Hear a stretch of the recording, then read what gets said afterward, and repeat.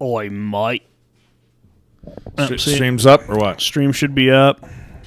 Stream is up for all those legions of viewers. For our millions of live viewers. Or zero. Either or. It usually fluctuates. It's between 1 million and 0. All right, you ready? Quite the variance. I'm ready. Intro. Welcome back, ladies and... Well, now we got welcome... I fucked up the intro. Welcome back, ladies and gentlemen. You can just start it over. No. This is going to be our best intro of the day. We're back. This will be a shorter episode. It is Wednesday, the 11th of June, and we're currently watching Game 3 of the NBA Finals, so we figured we would just tune in with a little NBA Finals episode. So it'll be relatively short because there's only 2 games to go off of, and no one really gives a shit about this year's finals anyway. So yeah, welcome in, and that was probably our best intro we've ever had. So. Yeah, my bad. I was looking at my phone, so I didn't realize you started it, and then I realized I was talking right over you trying to do the intro. I'm like, all right, hey, welcome. You're like, yeah, you can go ahead for it. It's like, all right, well, I already was, but hey. So welcome back, everybody, to the Just Browsin podcast. Sorry I stepped all over Matt's intro there, but. Yeah, like you said, we wanted to do a little NBA Finals check-in. So we're currently, Game 3 is happening right now. It is 62-60. Pacers are up. There's about 25 seconds until halftime in Game 3. Series is tied at 1 apiece. The Pacers got Game 1 on a pretty crazy last-second Halliburton two-pointer at the end of Game 1 after literally... being behind the entire game until about 0.3 seconds left when he made that shot. That was their first lead of the entire game in Game 1. Nuts. I mean, just the Pacers overall in this postseason, they've won, I think, like 19 games like that. Well, I think that was like Halliburton's 4th or 5th game-tying or game-winning shot with like the final seconds in the playoffs this year. So he has been like... It's an unprecedented run. Yeah. It's an absurd run of like run. Final field goals. And I don't know.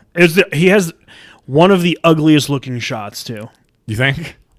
I just can't stand. I'm like half the time I watch him, I'm like, at least he gets arc on it. It's not like a Sean Marion where it just is like a fucking laser beam.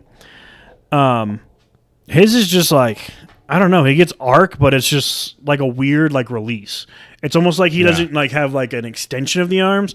It's like just like a quick like push. Hey, I don't know if I've really even noticed this. I guess I haven't paid much attention to his shot. After halftime, and if he goes to take a shot, it's like a weird like I don't know. Maybe it's just the way I'm viewing it. Like he's a great player. I'm not taking anything away from Halliburton. Just super weird. His shot's just release. weird. Just weird. It is kind of funny when you see some of these guys get to the NBA and they still have like a weird shooting form. It's like, how did you get this good enough to where you made it all the way to the NBA with this weird looking form you have? You know what I mean? Because they're 6'9", 230 and can rebound. In most cases, they obviously make up for it in other ways. But you would think at that point someone would have like fixed their shot at some point. But yeah, I guess after a certain amount of years of you shooting that way, it's probably hard to break that muscle memory and like not fuck up your shot completely. It's like, look, I can make a decent amount of these doing this weird. I can shoot 40%, or we can fix it and I'll shoot 20%, right? You know what I mean? Or we jack it up, which makes it look better, but now my release is all off, and I'm shooting way worse. Yeah. So, question on that, because I've had this argument with Brandon, and I truly think this is a fundamental to basketball. I love it when you two argue about basketball. It's one of my favorite things. Well, Brandon tells me all the time that I don't have a single valid point, and I'm like, well, that's not true, but that's your opinion on me. I think the free throw, if you're in the NBA, you should be shooting close to 70% minimum from the free throw line. And people are like, well, it's a lot harder of a shot than you think. And I'm like, not really. Because there's one thing going for you that no other shot usually has. It's uncontested. Mm-hmm. You can take your time. And guess what? It's the same distance as it was when you were playing 11U basketball, all the way through college, all the way into the pros. It's the same exact shot that you were told constantly to practice. How many times in high school did you have to shoot free throws at the end of practice after you were exhausted? All the time. Because guess what? The most important shot is at an end of a game, especially in like March Madness or a playoff game that's a one-possession game with less than, let's say, 10 seconds left. The most important shot. Yep. I think every NBA player, I don't care what position you play, should shoot close to 70%. I see what your point is. That is, I do agree with it's way harder in practice than it is in theory. Because in theory, the free throw should be, it's a free shot, uncontested. You can take as much time as you need. Should be easy. You should make most of those. But I was always terrible at free throws when I played. I just never was good at them. And it was like, I think one of the main driving factors, this was at least the case for me, and it's probably the case for a lot of players, it's the mental aspect of it. Like I felt like this actually when I played a bunch of different sports, football included. Because as a tight end, I would make catches that were ridiculously hard. They'd be thrown through a couple defenders who were diving in front of me. I'd catch them and I'd get hit right away. I would make those catches more than I would the wide open ones where no one's around me. It's because you get in your head about it where you're I'm wide open. No one's around me. All I got to do is catch it. And then you're thinking, all you got to do is catch it. And then by doing that, you drop it or whatever. Same thing with a free throw. You're no one's guarding me. I should make most of these. I should hit both of these. And you're thinking about it so much that you then get in your head about it and then fuck it up. I think it's 90% mental. But I honestly, when I played, I would rather shoot a contested three than a free throw. I felt like I was better at those, which should not be the case. I think the biggest thing is if you miss it, no one's going to be yeah, you just went 0 for 2 from the free throw line and we lost by 1. Right, They're going to be you shot a contested, it was a contested three. A tough shot. Tough shot, yeah. My biggest thing with it, and this goes for all sports, this isn't just basketball, but because we're talking about it, and I think free throws, you should shoot 70%. I'm not a pro, so if I go shoot 30% at the rack, I'm going to be that's really bad. Because I'm usually a decent free throw shooter. Yeah. So if I shoot 3 out of 10, said, I don't play. I don't play. Yeah. I get paid to sit here on my ass and do computer work. Yeah. These guys are getting paid how many millions of dollars to do literally nothing but practice to do that all the nothing time. but play basketball. Yeah. And people be well, they still have to have lives. And I'm you can give them. I mean, think about it though. If we had the same breaks that professional athletes did, I'd be I don't get a 3-month summer to just go golf and they're working out and they're doing things outside on their own, but they're not working for the company that's paying them. Hockey players, as soon as your season's over, half of them are go on their vacations with their families. They're at the beaches or they're golfing. A lot of obviously they're skating, they're working out and they're doing that stuff, but they're not here in Colorado training at the Avalanche facility with the whole team. They're on their own. And I'm so how you guys have all this time off? You guys have, and people are they just get exhausted. 82 games. I'm I will go 82 straight days of work if I'm getting paid $40 million a year to play a game. I it. So that's my argument. Is I get the mental game, but you are supposedly one of how many people are on a roster? 13. Yeah, I was gonna say probably on average. So you've got 360-ish. 360-ish, we'll say 360 roughly NBA players. You should be shooting close to 70% if you're one of the best 360 players in the world. And you're getting paid a shitload of money to play the game. I get it. There's times where you're hurt when you're going, but Kobe had a torn Achilles and drained too. Yeah, I was gonna say that's one of the most impressive things I've ever seen, by the way. So it's well, and then you obviously have the breakdown within positions. Most guards typically shoot a much higher free throw percentage. Shea Gilgeous or whatever probably shoots 92% or something. Right. I mean, Steph is a 94%. He's 94%. So I mean, he is almost guaguaranteed to make every single free throw he shoots during the course of a game. If you see him miss one, you're hey, whoa, he missed a free throw. That's weird. And I get there's the positional breakdown because there's the hack-a-shack where even Popovich was we're just going to foul Shaq and put him at the free throw line. Terrible. He's not going to make them. But I'm also sitting there it doesn't necessarily matter the position because it's a calm, relaxed, free look at the basket. And you could, I mean, he's a monster. There's a reason his nickname was the Diesel. Yeah. But look at Dirk. I'm pretty sure he was an 80 to 85% free throw shooter. Look at Jokic. He's an 85% free throw shooter. Look at Embiid. He's an 85% free throw shooter. I think it also makes a big difference to how much you shoot during the course of your regular game, which in modern day NBA is much more spread out than it used to be. Typically back in the day, let's say early 2000s, 90s, 80s, going back however long you want to go, it was typically the breakdown of your guards were good shooters and good dribblers. maybe your small forward and maybe your power forward to a certain extent, but then your center, you never relied upon him to make anything outside of the paint. Rebounder, It's like he's in there to rebound and either dunk or make layups, things like that, block shots. We're not expecting him to make short corner jumpers. We're not expecting him to make threes. We're not expecting him to bring the ball up the court. Nowadays, the game has changed so much.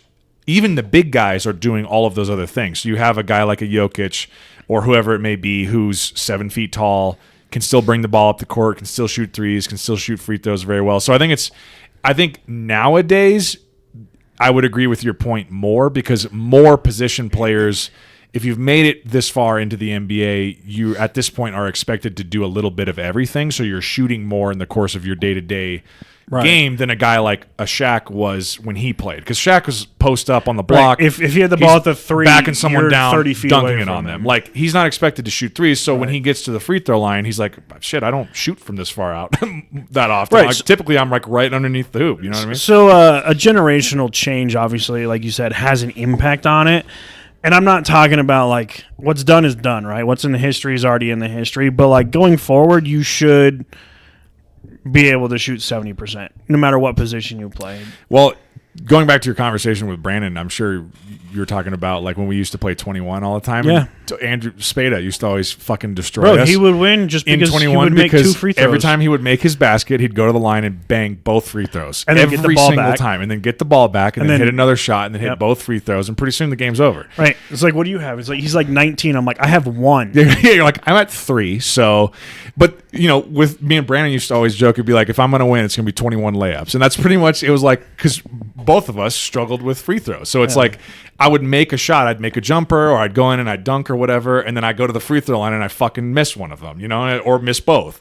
Or don't get the opportunity to shoot both. I usually won the Spade away. I would make an outside shot, and then I would be like, okay, if you make your free throws, you make so much more points, and you get so far ahead of everyone who's not making free throws.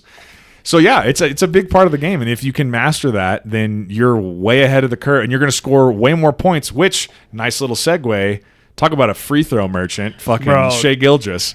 Can we talk about for a second the MVP stuff real quick, and can we get on the SGA conversation here for a minute? Yeah, so Jokic, SGA obviously should have both been 1-2. I know they didn't give it to Westbrook when he deserved it, when he, you know, was making history, averaging a triple-double and doing all that crazy shit again. But Jokic literally had numbers that no one had ever seen before. Like historic numbers. I have some of them written down. In a historic season with a not very good supporting cast to still go 50-32. And I understand that you can't put playoffs, you know, conversation into it. But if you watch the playoffs and you see how bad MPJ was for the Nuggets and how inconsistent Jamal is, there was nothing different from the 14 games in the playoffs we saw compared to the 82 games that they played in the regular season. Jamal was hurt like 20 games. MPJ is just hit or miss. Some nights he's going to go 7 of 8 and drop 30 points. Other nights he's going to be 1 of 9. And I'm like, Jokic's numbers and just what he did were so astonishing that it's like, how do you not give him MVP? And they're like, well, we're going to give it to the guy who scored the most points, but was also and was on the best team. So what we're saying is the best player in the league has to score the most and be on the best team. Yeah. That's about it. That's all you kind of had with your argument, because Jokic was top 5 in points per game, top 5 in rebounds per game. I think he was actually top 3 in rebounds per game, if not second. I'll say I have it all right here if you want me to go over and I think he was second in assists per game. I think he was top 5 in steals per game. He was like top 5 in like 5 statistical categories, and you could dive into it. But it's like they're like, well, SGA is on the deepest team in the NBA because they can roll out 10 guys. So we see that in the finals right now. They're rolling out 10 deep. And they're really good. That's why they're such a good team, is because they can roll 10 guys out. Jokic didn't have that luxury. He's playing like 42 minutes a game with terrible supporting cast, no wingers to shoot, or you have inconsistent wingers to shoot. setting all sorts of crazy numbers, and I'm pretty sure his I can't remember what the rating's called, but when he's on the floor, he's like a plus 27 or something like the like player that. efficiency rating thing. And then I think I wrote and the some of that Nuggets down. when he's on the floor like plus 20 in points per possession or whatever, and when he's off the floor they're like minus 27 or something like that. So it's like drastically historical numbers in difference right there. And they were like, well, we're going to give it to the guy who probably averaged 10 free throws per game and just scored the most points. So I'm going to go into some of these stats here in a second, but I kind of wanted to have this conversation because you and I have talked about this MVP discussion on multiple podcasts regarding multiple sports. We actually had a similar discussion about this regarding NFL MVP earlier this year because I was looking back at my notes. And you mean the most valuable quarterback award? Yeah. And you and I and Caleb, I think, had all talked about it on the podcast. And the MVP thing has always been kind of frustrating to me, and I think we've actually had these discussions with Brandon before in the past too about LeBron, because there was a stretch there for 8 years in a row where you could have legitimately just given LeBron the MVP every single year, and you wouldn't have gotten much of an argument out of people. But it comes down to that thing of the way that each league votes on MVP. A lot of it is a popularity contest, and a lot of what factors in is have you won several of them already, or even just one or two of them already? It's the same sort of way I brought up this example before in the past about the Oscars. If there's two actors up for Best Actor at the Oscars and one of them has already won one in the past, you can bet your money that the Academy's probably going to give it to the guy who hasn't won just because he hasn't won yet, and they want to award a guy who hasn't won it. Let alone was it deserving or not?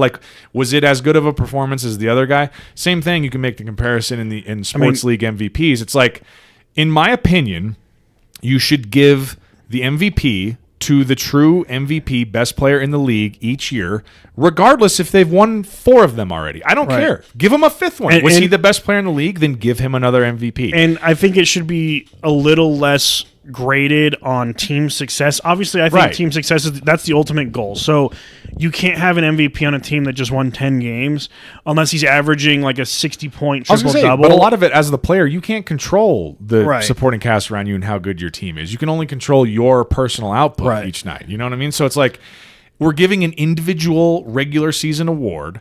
And another thing, too, I'm about to dive into some of these stats, but I think you could honestly argue Jokic, it was more deserving of MVP this year than he was in either of the other 4 years he was nominated for it and the other 3 times he won. And they still didn't give it to him, which is insane to me. You know what's funny, though, is Joel Embiid is a prime example, too. Jokic should have 4 MVPs in a row. Yeah. But they were we have to give it to Joel Embiid because Jokic has already won 2 in a row. Well, dude, there was the whole race debate that whole year. Yeah. Everyone's you can't have a white MVP for 3 years in a row. Why not? If he's the best player. You can't do it. You got to give it to Joel Embiid. And then you're Embiid's played 13 games. And yeah, but his 13 games. He was really good. He was really good. And they're we're going to give it to him. And everyone's you can't give the it was legit a race issue at one point. Even Jokic was just stupid. Jokic just became just fucking give him the he's look, already. If it's gonna cause a fucking race war, I don't want I know I'm better than him. I don't give a shit. I have an NBA championship. He doesn't. The dude doesn't even have a fucking knee. Yeah, just give him the fucking. The guy hasn't even played half the games he's been in and dude.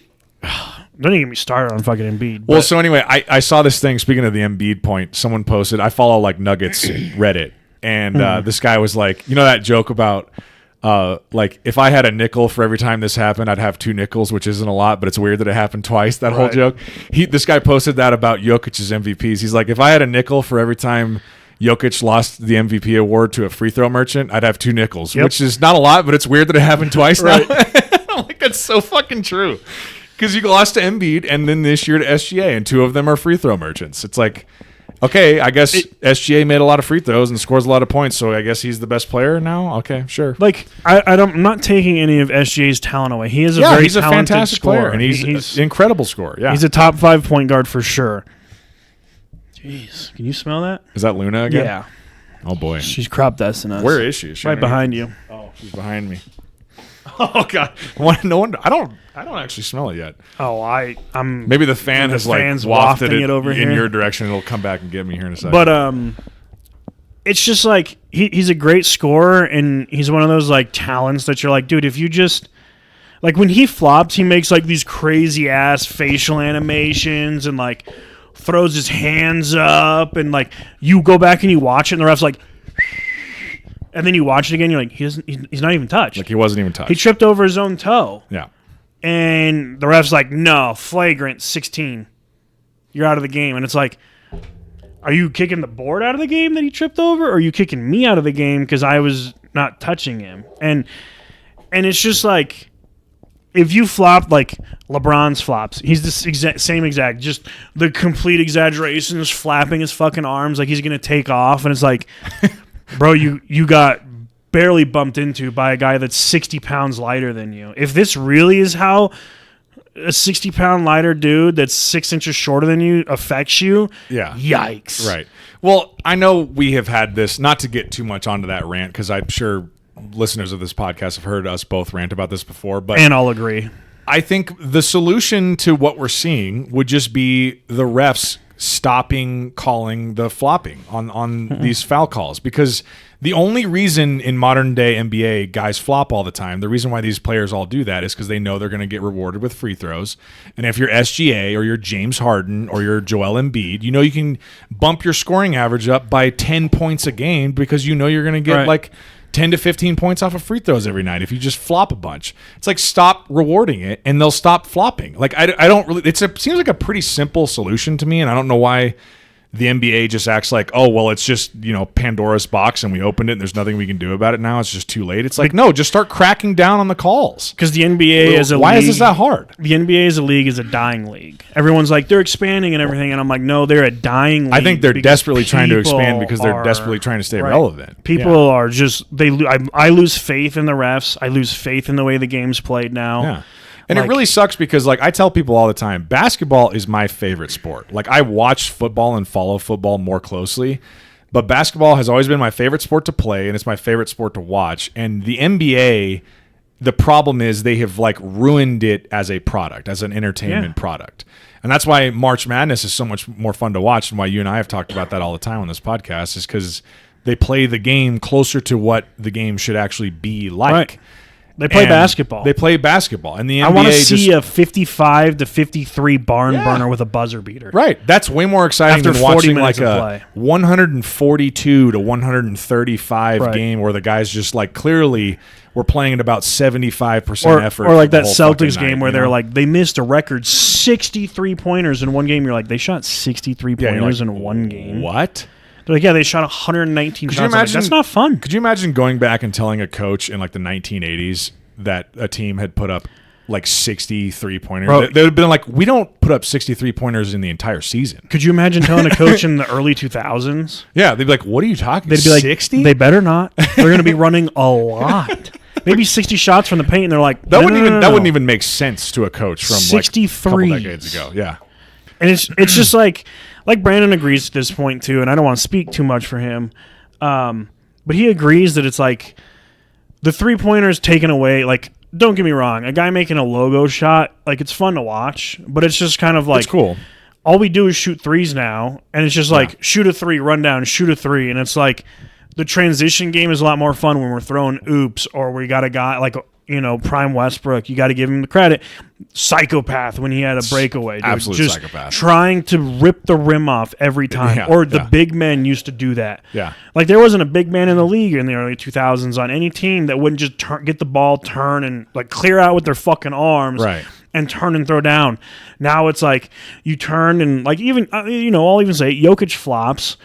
Like everybody flops, and it's just like every player in the NBA does it because they know that's how the game is called, and they know they can get free throws out of it. That's the only reason they do it. But here would be a better question then: why do the refs only ref certain players completely different? Well, that's a good question. Because if you watch how the Thunder, and this will be a little biased as a Nuggets fan, if you watch how the Thunder play defense on Jokic, I mean, the dude's bleeding out of his arms every game. They're hacking him all the time. Hacking him, smacking his arm, scratching him, grabbing him, and the ref's like, that's clean. Yeah. SGA trips over his shoelaces. He's the only one on the floor, and it's a foul. It's a foul, and he's shooting 2 free throws. Yeah. And it's just like, where's your consistency here? If you're going to call it one way, call it. And if you want to be consistent about it and make it consistently bad, great. But you're consistently bad favoring one person. To our point about the foul calls and the reffing, you watch some of these playoff games, and I've heard like Doris Burke, there'll be some You don't like Doris Burke? ESPN is a dying fucking organization as well. Well, ESPN is a dying Holy organization. shit. I'm so sad that TNT didn't get some shit done with their TNT crew, because that is just, one, the crew, the personalities they have all mesh really well, and they're actually very knowledgeable, and they speak good like basketball and facts. It's fun, too. Kendrick Perkins, you suck. Yeah. Richard Jefferson, you're just not entertaining. Doris Burke, I'm sorry, I'm going to say this, and I'll probably get chastised for it. Most of the women that are announcing pro sports just don't have that like energy. Like, and I'm not saying that they don't belong, but like, no, I think that is what you're saying. I you're am saying women that. don't belong in sports, especially narrating Well, sports. women don't. Yeah. I just want to clear up for the record. Men don't belong in women's sports. I'll say that much. I just want to clear up for the record. You're saying women shouldn't be involved in men's sports in any way, correct? Slightly. Or sports journalism in any way. You don't think they should be involved in anything. I'm just kidding. Keep on. Honestly, no, I can't say that. Even as but you're not a fan of Doris, bro. I just can't stand, like, even ESPN has female NHL, and they're like, wow, a shot and a score. And I'm like, a shot and a score? That was a fucking hell of a goal in overtime. Yeah. Meanwhile, the male announcer's shitting his brain out, screaming, like going crazy. And you're like, he shoots, he scores. Or like, there was one clip where this lady, someone hits a home run and she goes, that'll drastically change the score at 1-0. And someone goes, drastically change the score. The minimum amount of runs you can drastically change the score, it's now 1-0. And it was just like the most boring. And she's just like, it's the tone. I'm not saying she's not knowledgeable. You're saying you want the energy level up. I want energy. Like, I'm watching the finals. Don't just be like, well, that looked like a foul. Yeah. I don't. Bitch, was it a foul? Or was it not a foul? I go back and forth on my opinion on Doris Burke. There are times when people like make fun of her, and I think it's funny because I get it based on listening to her do some of these games. But then there are other times where I'm like, she seems to know what she's talking about. She seems pretty knowledgeable. I'm not saying she's not knowledgeable about what she's talking about. It's just more the delivery. And I'm not saying any of the women that are like commentating on any of these sports are not knowledgeable. They're just like, they suck the life out of the broadcast. It's just like, I want some energy coming from you. Like, you've got good things to say. I was making a point in the middle of that before you said women were terrible and they shouldn't be involved in anything. That's why I'm going to die single, apparently. No, what I was going to say is, like, I've heard Doris Burke and like Richard Jefferson and a few of these, commentators that are doing the finals coverage and even throughout the playoffs, they'll talk about some of these foul calls that happen. And like, there's a foul that gets called.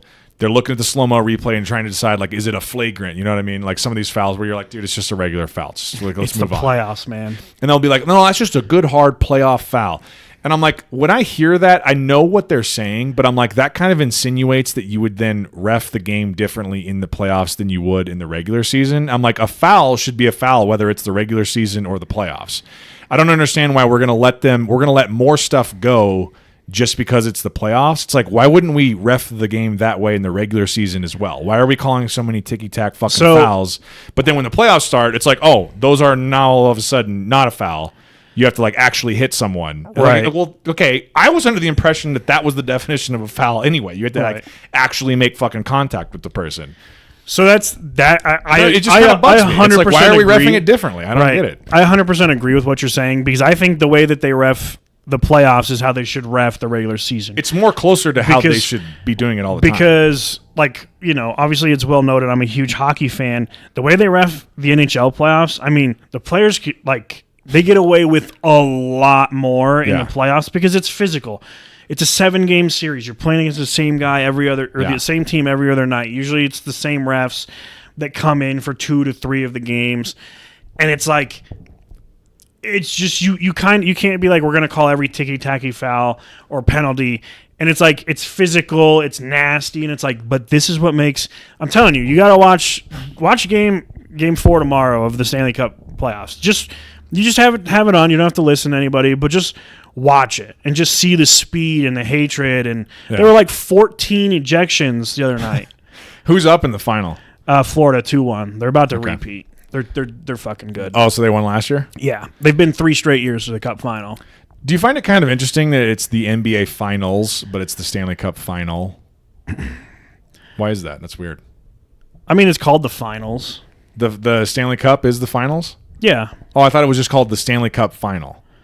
No, it's the finals because Really? final to me would mean insinuate one game. Yeah, that's why I've always it made more sense to me in the NBA where they call it the finals. It should be the Stanley Cup Finals. Google it. Let's see what the logo says and stuff. Because I feel like they've always referred to it as the Stanley Cup Final when they're in the last series, the championship series, which is always it seemed weird to me. I'm like, it's the finals. Oh, well, there is Stanley Cup Final odds. See, I'm like, you guys are playing more than one game, so it's the finals. But it also, they call it the Stanley Cup playoffs, and they don't, you could say NHL playoffs, but it's the Stanley Cup playoffs. Oh, okay. Whereas, they don't call it the Larry O'Brien playoffs. They don't call it the Larry O'Brien playoffs, you're right. Or the Lombardi playoffs. Yeah, that's interesting. You're playing for the cup, which, and I think we've talked a little bit about it, is the hardest trophy to win in all of sports.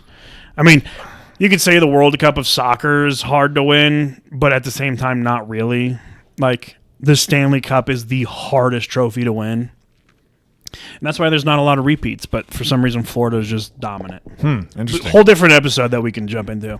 Can I did you have a point you wanted to make, or can I jump into some of these NBA MVP stats? I was going to make a point, but then I got sidetracked. I was going to say, we got really distracted there for a second, but so I jotted down some of this the other night when I was watching Game 2 because it was shortly after. I think, when did they announce him as MVP? Was it at the end of the Nuggets series, or was it during that series? It was right before Game 1 of the finals, I thought.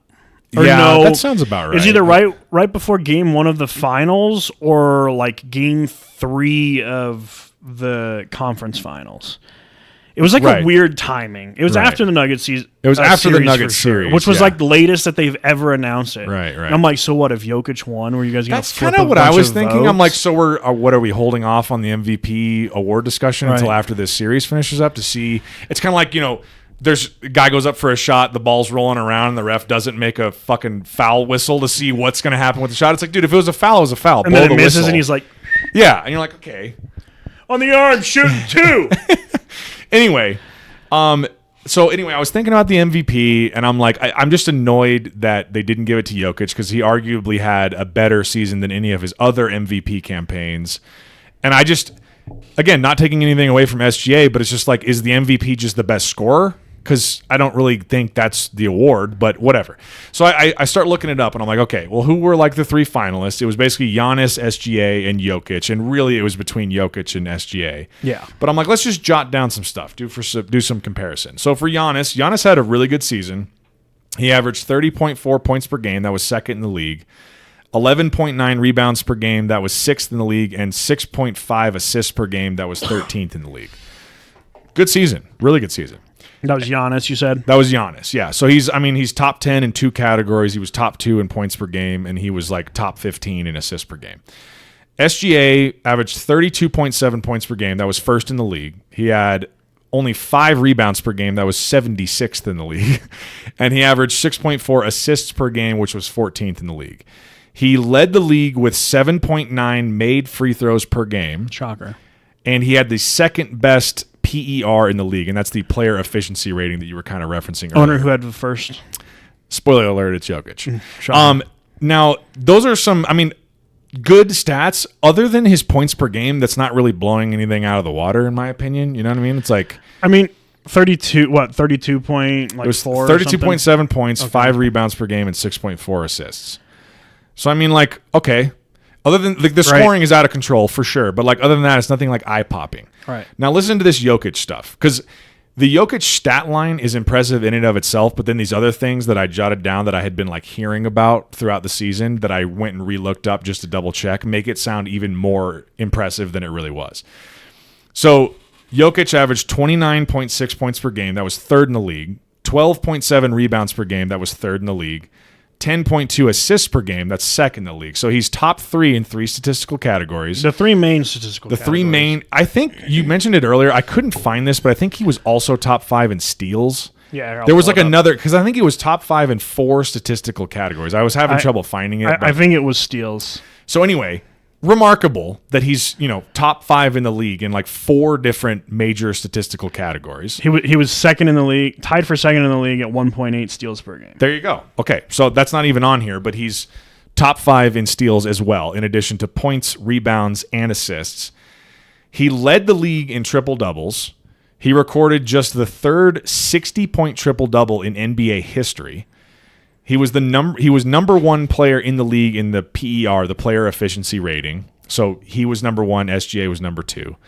He's just the third player ever to average a triple double for an entire season. The other two being Russell Westbrook and Oscar Robertson. He was the first player in NBA history to record a 30-20-20 triple double. Fucking insane.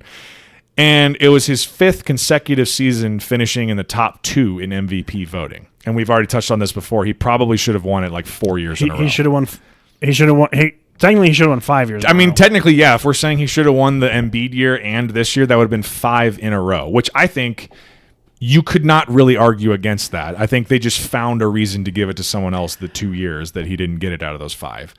But I mean, you read through some of that stuff and you're just like, this is a historically great season. Like, to put it into context for all of those things, you're like, yeah. And he's a fucking big man, too. He's a 7-foot guy who's like technically a center, averaging a triple-double, only the third player ever to average a triple-double for the season, a 30-20-20 game, a 60-point triple-double. He's fucking top 5 in 4 statistical categories. 3 but of hey, them guys, top 3. SGA scored a lot of points, so let's give him the MVP. But he only scored 3 more points per game. It's so fucking dumb. And was on a better team. Yeah. That's why. Right. They won 18 more games. Right. And I was gonna say, because where did the Nuggets finish at the end of the regular season? Were they like 4th or something? Yeah, they were tied for 3rd with the Lakers. It was the Lakers, Nuggets, and Clippers are all 50 and 32. Oh, that's right. That's right. I remember that. But it's one of those things like I think team success plays a role in it to an extent. To an extent, but you can't overweight that in the calculation. Right. You know, it's like it's not a team award. It's an individual award for performance for the regular season. So if he happens to be on a team that's not as good, it's not really his fault, you know? My biggest, and I think we've had a little bit of a discussion on this, is if you take so-and-so player, or I've talked with Brandon about this, because we kind of get an argument, because I don't think Jalen Hurts is like an outstanding quarterback. I think he's good, but he's not like holy shit, this guy's he's not like top statistically right. I don't put him up there. He's a winner, and that's what I want. If I'm a fan, I want a winner. I don't care if you're MVP. Right. I want the Super Bowls. Yeah. And he's good at winning. He's won college national championship. He's won multiple Super Bowls, or one Super Bowl. Should have had 2, but we won't talk about the refs and the Chiefs that game. But it's like I don't think he's a great quarterback at all. I would take Joe Burrow, Josh Allen, Patrick Mahomes, Lamar Jackson, maybe even Justin Herbert. Yep. Those kind of quarterbacks I think would be like, well, they're just a better quarterback, but he's a proven winner on a great team. But if I take Joe Burrow off of the fucking Bengals and replace him with Jalen Hurts, like switch the roles, the Bengals do worse with Jalen Hurts as quarterback, and the Eagles probably don't lose. I was going to say, Burrow on the Eagles would be insane. Burrow on the Eagles with an offensive line to keep him upright. The best running back in the league at the moment. Receiving core that's pretty dirty. A decent tight end. And the number 1, or I think they were number 3 scoring defense. Yeah. Joe Burrow doesn't have a defense, and he doesn't have an offensive line. He just has really good receivers. Right. And the dude is still a baller. A top 3 statistical quarterback. Yeah. But his team around him isn't very good. So I go, if I take so-and-so player from this team and I move them to the worst team in the league, what changes? And if this team goes from a 14-win team to a 12-win team, it's not just the quarterback that's carrying that team. If you take Jokic off the Nuggets and put him on any other team, that other team is a contender. And the Nuggets are fighting to get into the play-in probably. Right. Fighting to get to 39 and 43 where the Mavericks were to just try and get into the play-in bracket. Right. And I'm like, you take SGA off this Thunder team, they're probably a 50-win team still. That's how good and deep they are. Yeah. And you put SGA on the Hornets, though, they're not going to be a contender like if you were to put Jokic on the Hornets with some of those guys. Right.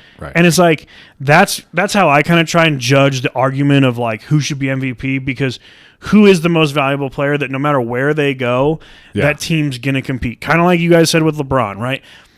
I mean, he had to form a big 3 to win. because he just couldn't win by himself because he's not that good. Let's not get sidetracked, Matt. Keep making Jordan's better. But in all fairness, at the time when LeBron was dominating, there wasn't a player in the league that you could legitimately kind of sit there and be like, if you and LeBron, like if LeBron and Curry switched places, the Warriors just win in a different way. They're not winning by scoring threes. You still have Klay Thompson draining threes, but then you have LeBron being LeBron. And you still have Draymond locking people down. Like, they win in a different way. You put Curry on the Heat with Bosh and Wade, they're probably going to win. Like, that's still a really good team. Man, that would have been something to see. Yeah, but like, it's just one of those things. If you move the best player in the league around, that team automatically becomes a contender. Right.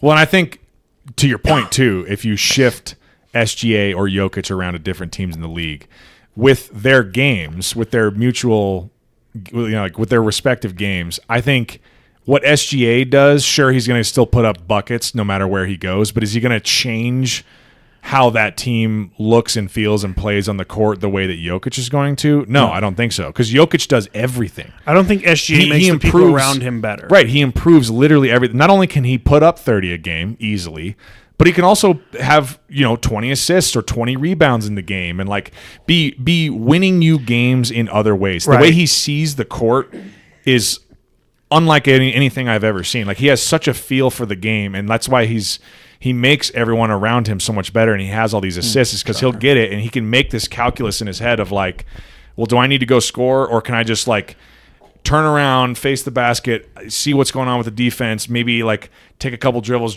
pull some guys in and make a fucking awesome pass to a guy for an easy dunk. Like, he just knows how to, like, he's like the Tom Brady of the court. He can just pick apart what's happening and find the right play every single time.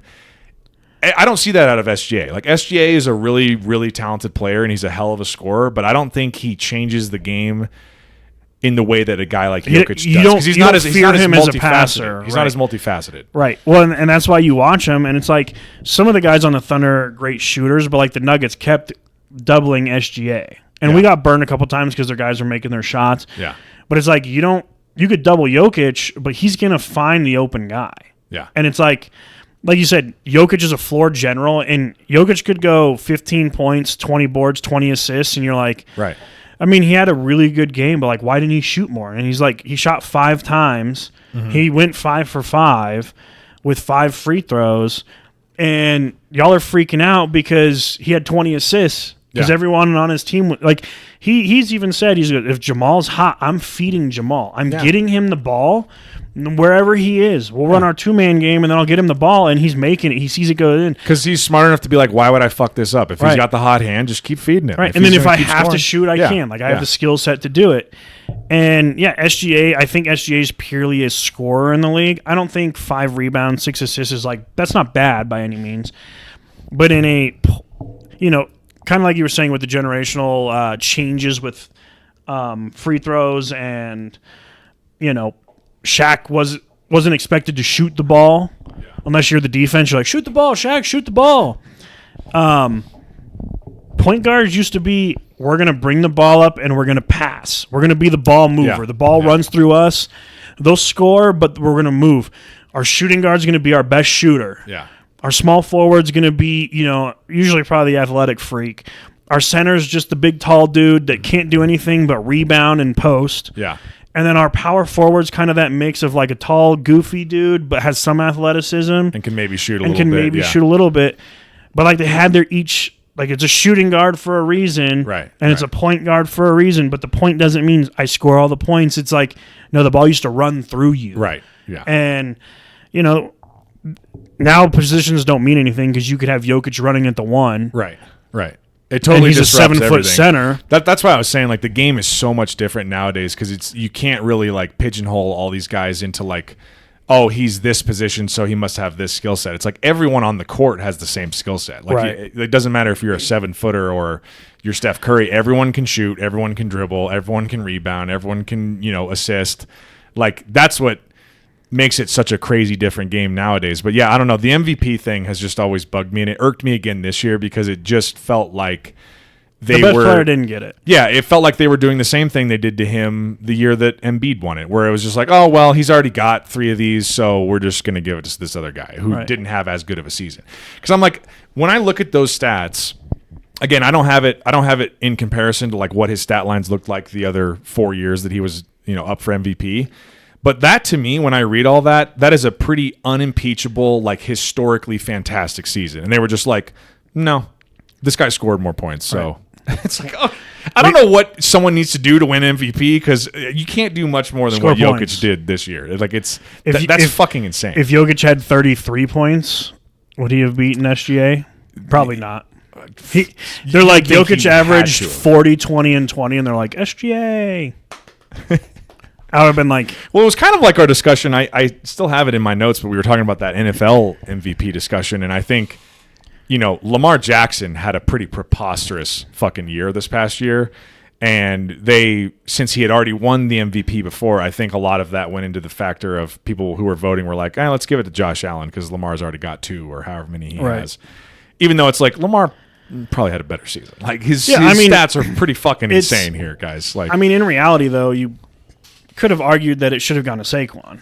If you really want to sit there and look at it and go... Well, I made a pitch to you guys on the podcast that arguably, statistically, Joe Burrow had a better season than all of those guys. but that's the thing, though, is it's like if MVP is going to become the best statistical year, let's lay the groundworks for how it's won then. Because there's like in the NHL, right? There's the league MVP. Then there's the scoring title. I was going to say the goal scoring. Then there's the best defenseman. That was going to be my point. Is like in all of these leagues, NBA included, you have defensive player of the year, scoring champion, offensive player of the year. So I'm like, I think those are different in my mind than the MVP because in my mind this year, SGA. Is he our scoring champion? Yes. Is he our MVP? No. I think Jokic is the MVP. Right. SGA is the scoring champion. That's why they're 2 different awards. Right. That's SGA is not the MVP because he scores a lot of points. I don't think that's why we need to be giving him the MVP. You know what I mean? It just seems stupid to me. Well, it's just, Like, Jokic is very clearly, in my mind, a better all-around player and had better than everybody in the stats NBA than everyone. And anyone you hear in sports media and any of the players, when they talk about it, if you were to ask them, who's the best player in the world right now, they're going to say Jokic. There's just a lot of like bias towards it too. SGA is a little flashier than Jokic is. Well, everyone's flashier than Jokic. But it's again, to me, you're the most valuable player, not the most flashy player. It's not the MFP award. It's not the do you look the best while you play award. Right. Yeah. And it's just like it gets to the point where it's like if you want to have an award just purely based off scoring, like for the most valuable player, then just say, hey, it's whoever scores the most points our MVP. Right. Doesn't matter who you play for. Then you can't argue it each year. It's like, who had the highest average, points per game for the year? Well, that person's MVP. And don't get me wrong, like the NHL, right? If you're the point leader, you're usually in the discussion for MVP because it's a little bit harder to carry your team in the NHL than it is in like the NBA.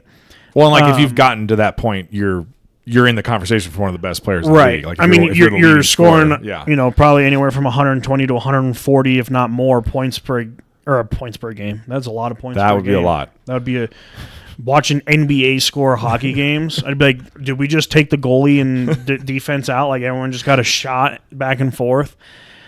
But if you're averaging almost 2 points per game at that rate, and that is disgusting. That is a preposterous amount of points in this modern day age of hockey. And it's like, so yeah, you're going to be in that, but there's never like, oh, you're on the best team, so I'm going to give you the award. It's right. There's 2 or 3 people up there that deserve it. Like Cale Makar, he just won the Norris, which means he's the best defenseman in the league. I think he had a 30-goal year. I think that was this year. I can't remember off the top of my head. But everyone that knows hockey looks at him and they go, he's a clear-cut favorite to win. He should win. And he won.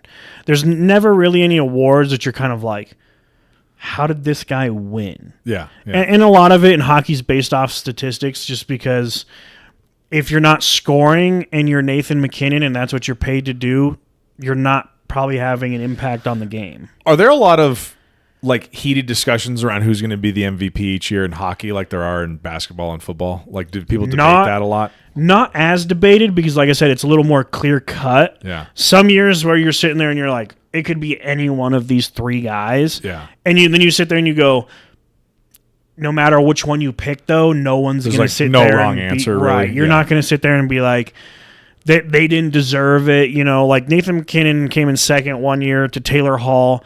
And everyone's kind of like, Nathan McKinnon deserved it, but they kind of like forced it onto Taylor Hall. And he had a great year. So you're like, you sat there and you go, it's like, he's still deserving of it, but it wasn't as deserving as like Nathan McKinnon. That's really kind of one of the biggest debates in the NHL that I've seen. But usually it's pretty like, hey, these are your top three.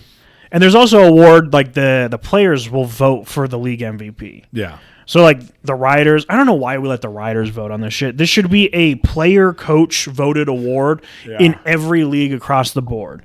Because it is kind of interesting, and I know Brandon has very strong thoughts on this about letting, like, the sports journalists and the writers, like, have votes for MVP. And I kind of get it because it's like these guys aren't coaches. They're not players. They may have never even played the sport, ever. Not even, like, in high school.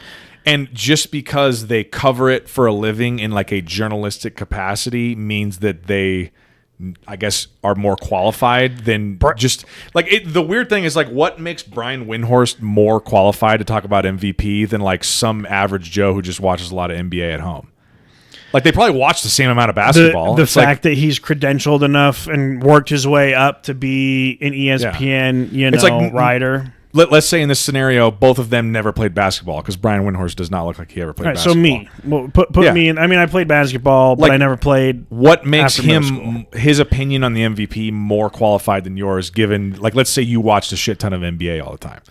It would just be that he worked his way watched into the same amount of games. You both have a valid opinion. You know, it's not like Brian Windhorst brings this expert knowledge as a former player or a coach. It's like he's just a guy who watches a lot of basketball. Right, but to counter kind of Brain's art, because I 100% like I agree with to some extent, but I'm like I never played competitive hockey, but I can sit here and I watch hockey almost every night from September until June. I haven't missed a single Stanley Cup final game. I've almost watched almost every playoff game I can. I'm not going to sit here and be like, I'm an expert, but I'm also going to sit here and be like, I'm going to have my opinions on it, and I can spit a lot of sports facts to anybody. Yeah. Like I can knowledgeably back up whatever opinion But that doesn't mean that I had to play you don't have to play a game to be knowledgeable. I do agree with that. I mean, fuck, my job, I didn't have any background in it. I applied for a completely different job, and I got the one I have, and I worked my ass off to keep it and get promoted multiple times, but I have no knowledge in what I was doing, but that doesn't mean I can't learn and grow become extremely knowledgeable. Like I bet you Brian Windhorst, Brandon could beat him 11-0 in a game to 11, but Brian Windhorst is going to smoke Brandon in basketball knowledge. Probably, yeah. Because it's what he does for a living. Right, it's all he does is like that's cover the thing. That. Yeah. You go to school to become, I'm assuming he went there to be like a journalist, and then he's like, I like sports, so I want to be a sports writer. So he becomes a sports writer, and he worked his way to where he is. But just because you write about sports and you're not athletic or you might not have played the game doesn't mean you don't know. He's talking to pro athletes every day. He's having text message, phone calls, conversations, watching the games. Talking with the coaches. Coaches. If he's in the ESPN studio, he could be talking with Perkins, with Richard Jefferson, all the retired pros, Hall of Famers. He's getting more knowledge than any of us will ever get. Yeah, Brandon is definitely of the camp of like, unless you played and you were good at it, I don't want to hear from you. And even if you played and you were good, but you're not athletic, you're still not good. Yeah, like he hates Jokic. Invalid opinion. I mean, he doesn't like hate him, but he's like, I just don't like Jokic, and I'm like, because he's not flashy and he doesn't look athletic. Yeah, he's like, he's just not athletic, and I'm like, yeah, but he's the best basketball player in the world. He doesn't have to look good. He's just very efficient at the game. He's the best efficiency of any player in the league. So I get both arguments for like the MVP. Like, why does some writer get to vote on it? And that's where, like I said, I think the MVP should be coaches and players. Because as a coach or a player, you're like, game planning for Lamar was a little bit easier than game planning for Josh Allen. Yeah. So game planning for Josh Allen was a harder task for me. That's why I voted for him. Right. Because he's just harder to I also think play against.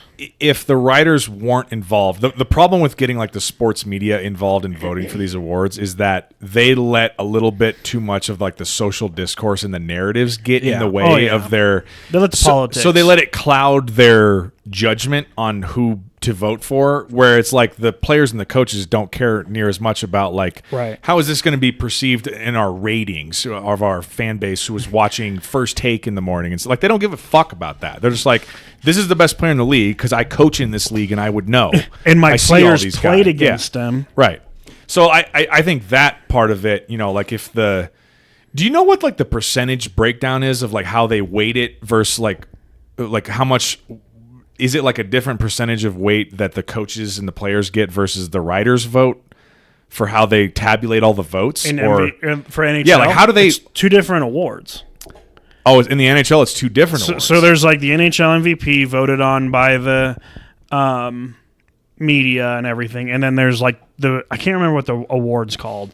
Why am I drawing a blank on it? But then it's voted on by the players. Interesting. For like who the players think is the MVP. So you could be voted MVP of the league, and you're the official MVP of the league, but then the players can vote someone else as the MVP of the league. Interesting. Yeah, it's but like, do you know how it works in the NBA? Like I've heard people talk about it before, but I don't really know how they. Well, I know how they work that out. Right? I know the riders have like the heaviest weight because now that like it's been posted, you should be able to go find and see who voted for who. So is it just like? How do they even do that? So the NBA credentials people, and like certain people are qualified to vote on it. I think there's like 150 voters. They're just collecting votes, and then they tabulate it up based on who got the most. And So it's like, so you vote, I think, on 1 through 5. Okay. And that's so like.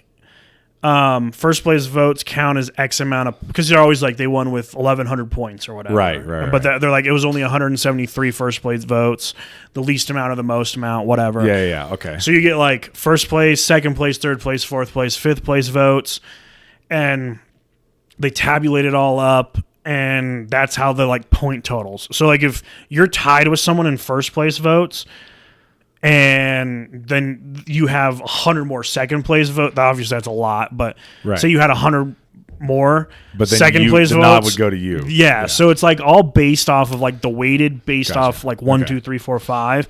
But then there's like a writer that's like, oh, I think that MPJ deserved a fifth place vote. Also, an MPJ shows up in the MVP voting. Yeah. Because someone voted for him as a fifth place candidate. So technically, he got an MVP vote. Yeah. Just for fifth Even though place. It may have been one guy voting for him. Yeah. So there's like weird breakdowns and like,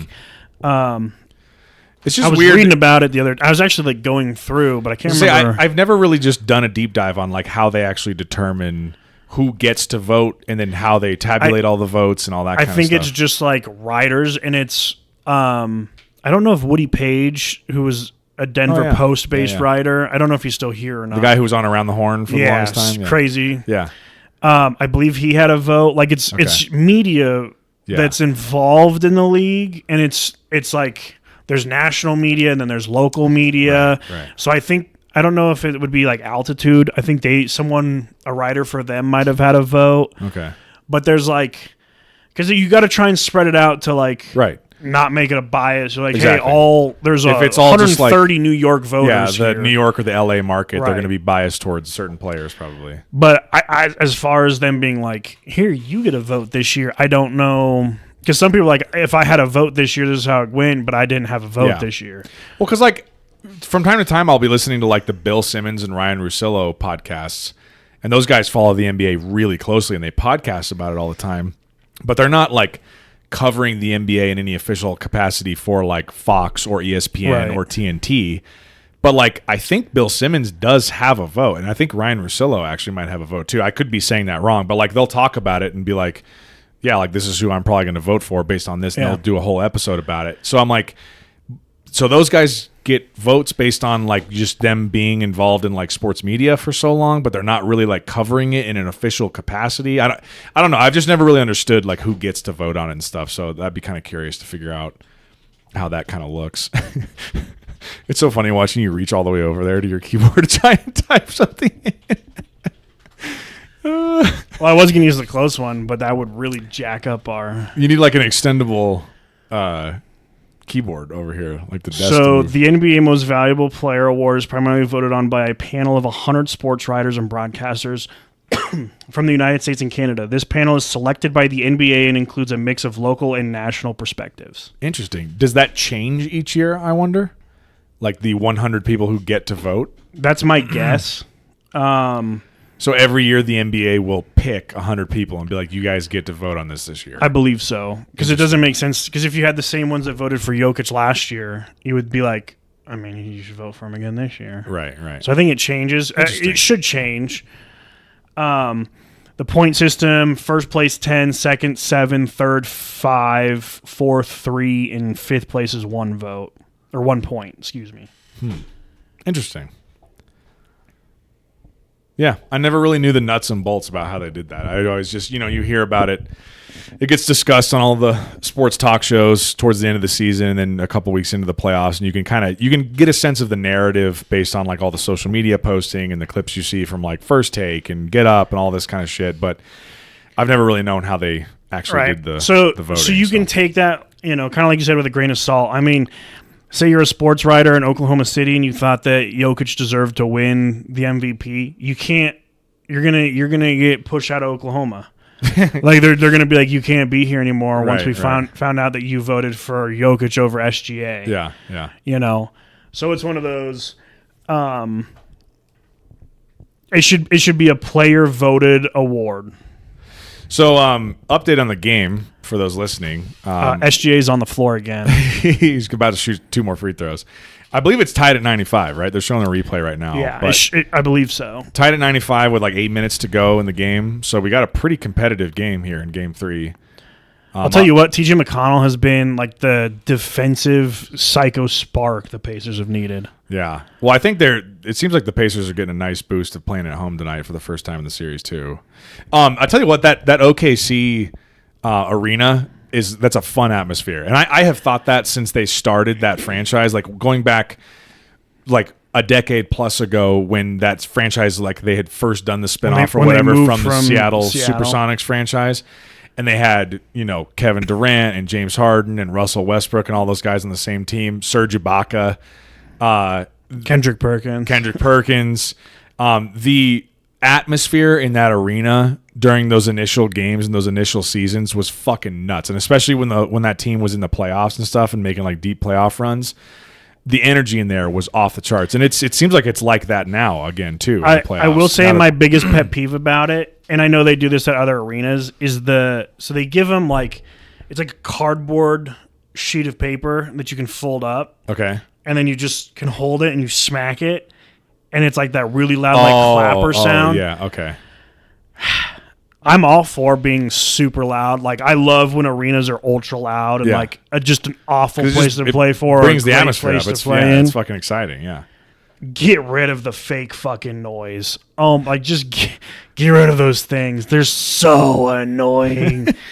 They gave them out at the Avs game. My mom came home with one of them, and I went over and I was like, and I'm like, could you imagine me just sitting there with this in my hand and being the person in front of me? You and as I'm just 17,000 other people too. And I'm not even paying attention, so I'm just doing it during a timeout. Yeah. And the guy in front of me is like, dude, chill out. I'm like, they gave it to me. I'm using it. Yeah, it's like giving a toy to a kid. They're just going to But yeah, I mean, I will give the Thunder fans, y'all are fucking holding it down there. Yeah, it's an exciting atmosphere. They have a nice home court advantage playing there for sure. And the Pacers have a pretty good that was what also made home court. That was what also made the ending of Game 1 so fun to watch, just because that whole stadium was just like, what the fuck just happened? Everyone was shocked. There's nothing better than a home arena when the opposing team drains a buzzer beater, because they're going from the highest they're going from so crazy to just crickets. Oh, shit. And then you see 3 people and they're jumping up and down woo, and I'm like, make sure you leave last Yeah, or first. Or you should get out of here quickly. Right. Leave now. 0.3 seconds, leave now. Dude, you know what is one of the best examples that I ever remember in my, like, this is just stuck in my sports brain since I saw this, but like long time ago. In a galaxy far, far In a galaxy far, far away. The Cardinals and the Astros were playing. I don't even know if this was a playoff game. I think it was a playoff game. This is back when I actually paid attention to Major League Baseball. I was a big Albert Pujols fan. I rooted for the Cardinals all the time. Anyway, the Astros pitcher's name is escaping me. I actually looked this up not that long ago because I was telling someone else this story. But see, just an ugly ass shot. Yeah, I see what but you mean about his shot. Like, I see what you mean about his shot. He makes his shots. It's just ugly as shit. I get it. But anyway, there's this like pivotal moment. I think this is a playoff series. They're in Houston Stadium, and it's like it's a dome in there, right? Yep. They got the closed ceiling, and there's this critical moment. I think there might have been runners on. I don't know. I could go look this up. But Pujols is up the bat. The stadium's going nuts, right? Crowd, super crazy energy. It's very exciting. Like the Astros have momentum on their side, whatever. Pujols hits this fucking bomb that goes so it literally it's like left center, and it doesn't even make it into the stands. It's just bouncing around up in the fucking dome. On the train? Like it goes all the way up into like the dome, and it never even makes it down. He hit it so far it like eclipsed the fucking stands, and he's just running the bases, and like you could literally like hear his footsteps around the base pad. Like the whole fucking stadium was just like, fuck, what just happened? And like that pitch, I think his name was Brad Lidge. I think it now just popped into my head.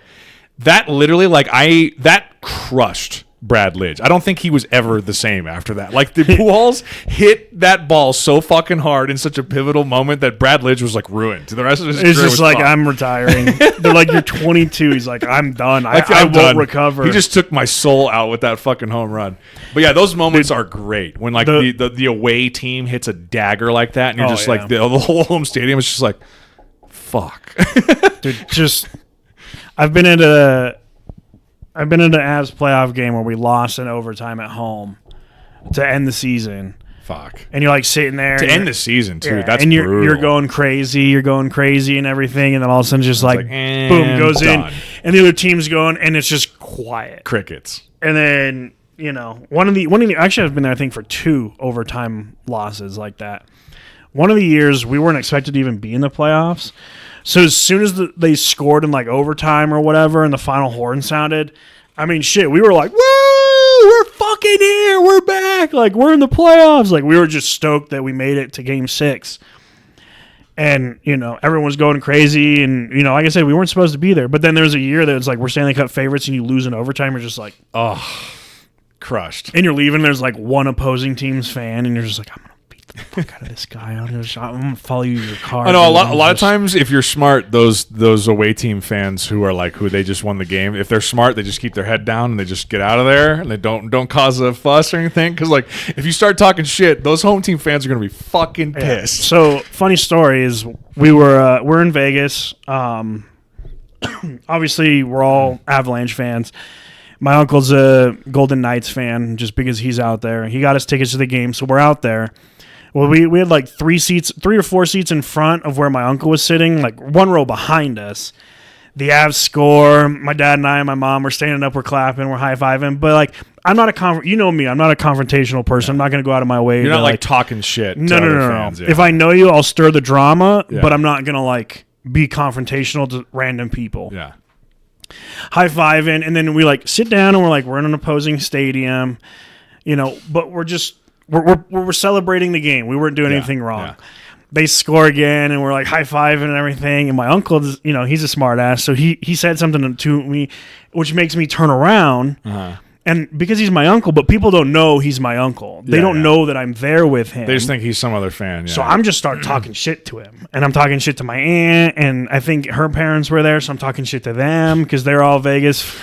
And I'm just like talking shit, and some dude stands up, he's like, hey, sit the fuck down and quit talking shit. And I'm like, chill out, man. He's my uncle. I know them. Like, I'm here with them. I'm not being a dick. And apparently the guy knew my uncle, and he goes, hey, is that real? And he goes, that's my sister, and that's her son. Like, he didn't want to claim me, but he was like, yes, The Unfortunately, I'm woman here is with my him, yeah. sister. That is her husband, and that is Yeah. their offspring. and I'm just like talking And shit. I'm unfortunately related to them. I'm talking shit the whole game because the Avs end up winning.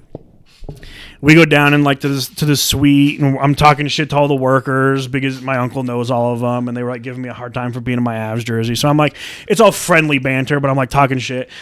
As soon as you get out to the outside in Vegas, though, it's just like everyone just mixes in. And Everyone just you're all disperses. tourists. Yeah. Everyone's here in Vegas. I've been at tourists, like Broncos games, regular season games. People start talking shit. As soon as they get out of the stadium, there's fights. Oh, yeah. And there's shit going down. And you're like, yeah. dude, It's you're not worth it, dude. You're outnumbered like maybe 100 to 76,000.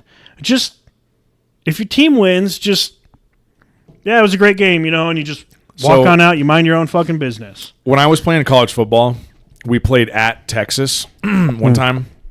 It was actually the first game that I actually like got in the game on special teams in my college career. It did not go well for me. But we were playing. So I went to New Mexico State. We were playing at Texas. So obviously, like, we're not going to win this game. It's like we're clearly outmatched. We're going to get destroyed. It had to be a perfect game for you to win. Yeah. We ended up we were only down like 7 at halftime or something like that. Like, we played a really good first half. Second half obviously got blown out of the water. Like, it's We were a only long down game. 7, and we lost got- 55-3. Yeah. But You got to play a full game, full 4 quarters. But anyway, my dad was saying, so him and my mom and then Taya all actually like flew out there and saw us play at Texas. So they were at the game. So obviously they're in their New Mexico State Right. Aggies gear, right? So my dad, he likes telling this story where they park in this parking garage. And of course they had to park like really far away because there's all this tailgating going on and everything. And it takes forever to get into the stadium. And he said they park in this parking garage and they go get in the elevator or whatever because they got to go down or up or something. And he said, we get in this elevator, and he's like, it's me and your mom and Taya, and I think someone else might have been with them. I can't remember if someone else came to watch, another New Mexico State fan. And in walks this lady, and she's in her Texas Longhorns gear, right? And my dad, the elevator door is shut, and she's like being friendly, says hello, whatever. My dad's like, hey, you're outnumbered. And he said, she just giggled and was like, yeah, well, this is going to be the only time all day that I'm outnumbered. And he said, we got into that stadium, and he's like, there might have been 50 total New Mexico State fans out of like 75,000 that are in that stadium, and it was all just like Burnt family orange. members and like parents and things like that of like Aggies fans. So anyway, he likes telling that story. He thought that was funny. He's like, hey, you're outnumbered. He's like, yeah, just wait. Just give it a minute. have you seen that commercial? It's for like I think it was like the 2006 World Cup. And it's like a dad and his son, and they're English. And his dad's teaching him this. He's like, remember how the chant goes? And the son starts going, 2 world wars and 1 World Cup, England. And all of a sudden the door opens up, and there's just a bunch, like just all German fans. And this was like a funny commercial. This isn't like, and they get in there, and the dad, everyone's being friendly. And they like turn in there, and they like turn to their back, and they're at the front. And the son's in front of him, and he goes, 2 world wars and 1 World Cup, and the dad's like, and all the German fans like turn and look at him, and the dad's like, doing the thing like, he's like 6, guys. He doesn't understand. He doesn't know what he's saying. He doesn't understand. Please what don't he's stab saying. me. But I think it's funny because it's like when you go to an opposing fans, like I would love to go to an Eagles Broncos game in Philly, but at the same time I'm kind of like Those Philly fans though. I don't know if I would wear my orange there. Like Yeah. it's like There are some places where I've told Taya this before. I'm like, if we were to go watch a game at certain stadiums, if we were rooting, like if our team was playing there, I might just go like neutral clothes, like not be repping like my, because I just don't want to deal with it. You know what I mean? I don't want to be just harassed the entire fucking game. You're like, I don't need to be sucker punched for doing nothing. Like I'm just here wearing watching a an sporting orange event. shirt. I don't need to be getting a fight outside of the stadium over this. I Like, always it's not wanted that to go serious. to a Broncos Raiders game in Oakland, and no. So one of my mom's old coworkers, her and her husband, they used to they had season tickets to the Raiders. They used to be season ticket holders of the Broncos and diehard Broncos fans, and then something happened, and he became a diehard Raiders fan. He just gave up on the Broncos. Yeah, got season tickets to the Raiders, and this was when I was a lot younger, and I was like, yeah, I'd really want to go to it. And he goes, if you want to go to Oakland and go to a game, we can all like plan it and we'll go, but you have to come with me and my group. Yeah. Because you can't be sitting somewhere else. Right. You and your dad, and if your mom wants to go, It's like we're not going to throw you guys in the deep end. You will be sitting with us and you will be tailgating with us. And at least you'll be around people who you know are not like crazy fucking psychos. Yeah. Right. And I was like, why? Like, we're all just going to watch. And he goes, it's not just a sports game. Yeah, you don't get it. He goes, it doesn't matter who you're rooting for there, but because Broncos and Raiders are rivals. Right. He's like, it doesn't matter. You want to be with people that are Raiders fans if you go there. And I like never understood it. And then you go to the Vegas game, and I'm just like, shit, none of you are Raiders fans. I'm just walking through in my Broncos orange, and none of you give a shit. Yeah, Vegas might as well just be a neutral site. Like, no one, it's just everyone from all walks of life all over the world are at. Is that Sydney Sweeney sitting next to... It looks like it. Caitlin Clark? No, that's not Sydney Sweeney. No. That's not Sydney Sweeney. Probably another Caitlin basketball Clark. player. Dude, talk about a fucking baller. Caitlin Clark can hoop. Dude, okay, so... She's fucking good. Okay, so we can... are you coming to softball on Friday? Or are you guys going to hold off? We play might at 6. Not be because we have to leave early the next morning. We might have to pack up a bunch of shit. I don't know. Well, we play at 6, so we're the first game again. We'll play it by ear. We may or may not be there. Yeah, you fair weather fans. I've watched you guys play a lot of softball games. Yeah, well, not all of them. You know how many times you've won? About 7 times. Well, we're 2-0, so... Oh, look at you. Well, technically we're 1-0 because the team we played against, or supposed to play against, got removed, so... Maybe I'm the good luck charm by not being there because I feel like you guys win more games guys, when I'm I haven't not seen there. Zach at all. I told him not to come anymore. And we've literally won every single time. Lose, so I'm like, all right. Yeah, but every time you don't show up, you don't get to go to the bar with us afterwards and enjoy a fun bar night. Enjoy a couple of pops. Well, what were you about to say? Okay, so we went to the bar after softball, and I can't remember how we started talking about Caitlin Clark. And Randy goes, "Do you think I could beat Caitlin Clark in game to 11?" And I was like, "Make it, take it." And he goes, "Yeah." And I'm like, "Nope." As soon as she touches the ball, it's over. You're done. Even if it wasn't make it, take it, I'm gonna say maybe 11-2 or 11-3. Yeah. I'm like, you're an athlete. Also, yes. Has Randall ever even played basketball? I don't know. Like, is he a hooper? I don't even know if he played basketball. And I was like, you're an athlete, yes. But my buddy Brandon is also an athlete, and there's times he just runs by me, and I'm like, well, I'm not going to beat him to the hoop. And then he can't make the layup, and I get the rebound. And then there's times where it's just like, you get him to pump fake, and all of a sudden it's an easy layup underneath him. Yep. And I'm like, she is a sharp shooter who is the best WNBA, one of the best WNBA players. She will go down as the best WNBA. And I'm like, she's 6 foot. She's going to get the ball and just shoot right over you. She's like the female Steph Curry. Like, she's a fucking hooper. Like, if you don't know what you're doing, she's going to blow you off the court. And he was like, you don't think... And I'm like, honestly, I don't think you could beat the worst WNBA player in a game to 11. It's an interesting thought experiment, and I always will, like, jokingly talk about this kind of stuff. Because it's like, yeah, if you take, like, I mean, Randall is... He's an athlete. He's in really good shape. Yeah. He's a good athlete, and he's a guy. So you have like the physical advantage over most women. But like in a sport like basketball, especially where you need actually some technical skill, you need to be able to dribble and you need to be able to shoot. Caitlin Clark blows him out of the water. I've never even seen him play basketball, but I know she blows him out of the water. Like, she's fucking really good at basketball. She's gonna smoke you. You might be able to play Angel Reese, but she's just gonna out rebound you and eventually get enough layups. I was gonna say, dude, Angel Reese. I don't know. Like, I've never been around her in person, and like, because a lot of it is like seeing someone play in person, like on a court. It's like, could I match up with that person? I don't know. But the stuff that I've seen from like these highlights of hers, I'm like, good God, she's not talented. I mean, maybe that's disrespectful to say. I mean, I'm sure she is talented. She's in the WNBA, but it's like, it looks rough out there. I'm like, this is not impressive. Like, like there are shots that she's missing where I'm like, if you were really good, like you'd be. These are layups. It hurts. It hurts to watch. And she's just getting her own rebound like 3-4 times on the same possession because they're like keeps Angel Reese missing with layups. 20 rebounds tonight, shooting 5 of 15, and it's like, oh well. Did she have 10 offensive boards? Or like, actually, she had 12. You're like, well, there you go. That's why. Shocker. No, I just so like I brought up to him, and I'm like, I do think. See, here they go right here. They're debating. Sorry to cut you off, but they're debating whether or not to call this a flagrant. Yeah, that's not a flagrant. It looks like a normal foul to me. Like he's trying to prevent a layout, right. He didn't throw him to the ground. He hit him on the arms. Uncontested dunk on a fast break. I guarantee you, they call a flagrant one. Yeah, they probably do. They're going to call a flagrant one. This is the shit I mean.